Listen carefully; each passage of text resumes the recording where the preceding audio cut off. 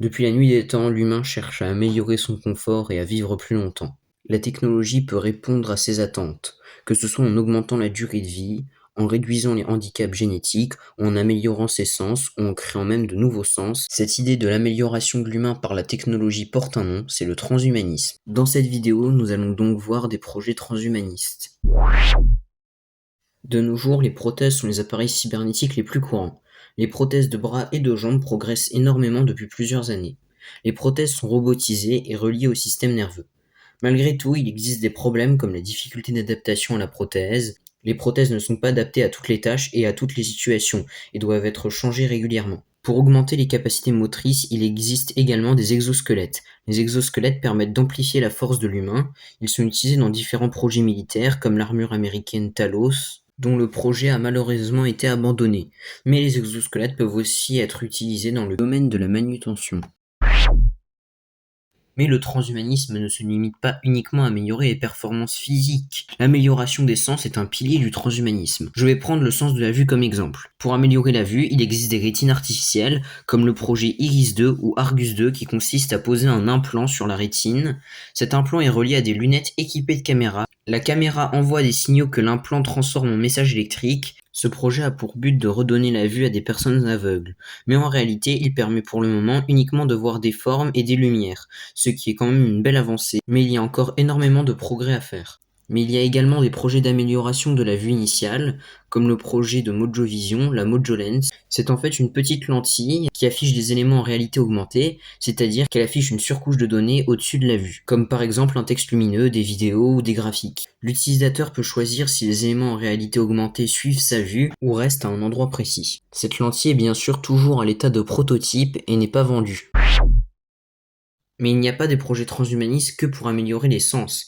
Il existe aussi des projets pour en créer de nouveaux, comme le projet NorthSense de Liviu Babitz, qui s'est implanté un boîtier dans la poitrine qui lui permet de ressentir le nord. Le but n'est bien évidemment pas que de savoir où est le nord, car une boussole ou votre téléphone portable le font déjà très bien. L'objectif est de montrer un sens nouveau et différent, mais on peut imaginer d'autres projets plus utiles, comme par exemple un projet permettant de voir de nouvelles choses, comme des ondes du spectre lumineux non visibles à l'œil nu, comme les infrarouges ou les ultraviolets. Cela nous permettrait de voir et de ressentir le monde différemment. Mais les différents projets du transhumanisme pourraient permettre d'exaucer un des plus vieux rêves de l'humanité, c'est-à-dire vivre plus longtemps, via différents projets d'organes artificiels, comme par exemple des vessies artificielles ou des cœurs artificiels. Les scientifiques ont remarqué que les feuilles d'épinard, une fois vidées de leur chlorophylle, pouvaient faire passer du sang. Les chercheurs pourraient se servir de cette découverte pour créer des tissus organiques originaires de plantes. Ces tissus de plantes pourraient être utilisés pour remplacer des tissus humains abîmés, comme les tissus du cœur ou les tissus d'autres organes. La voie du transhumanisme permet également de réduire les symptômes de certaines maladies, ou voire qui sait dans le futur, éliminer certaines maladies. Comme par exemple des électrodes placées sur le cerveau permettant d'atténuer les symptômes tels que les tremblements ou la rigidité musculaire, due à la maladie de Parkinson. Malgré les défauts de cette méthode, cela nous montre bien que les technologies peuvent être une solution à plusieurs problèmes.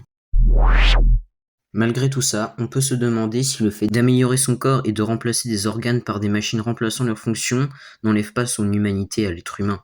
Cette question engendre de nombreux débats entre par exemple le dualisme qui sépare le corps et l'esprit, pour qui un hypothétique homme complètement transhumain resterait malgré tout humain car il possède toujours la même conscience, et le matérialisme qui ne fait pas de distinction entre le corps et l'esprit, qui pense que le transhumain n'est plus vraiment lui-même car aucun membre de son corps n'est celui d'origine. N'hésitez pas à me dire quel est votre point de vue sur ce sujet, mais bon, je m'égare. Pour conclure, on peut dire que le transhumanisme, c'est pas pour demain, mais qu'il existe déjà plusieurs projets, et que le transhumanisme pourrait causer plein de problèmes, comme la question de est-ce que le transhumain est toujours lui-même, ou encore accroître d'anciens problèmes, comme celui des richesses. En effet, il est probable que seuls les riches soient capables d'avoir accès à ces technologies, probablement coûteuses.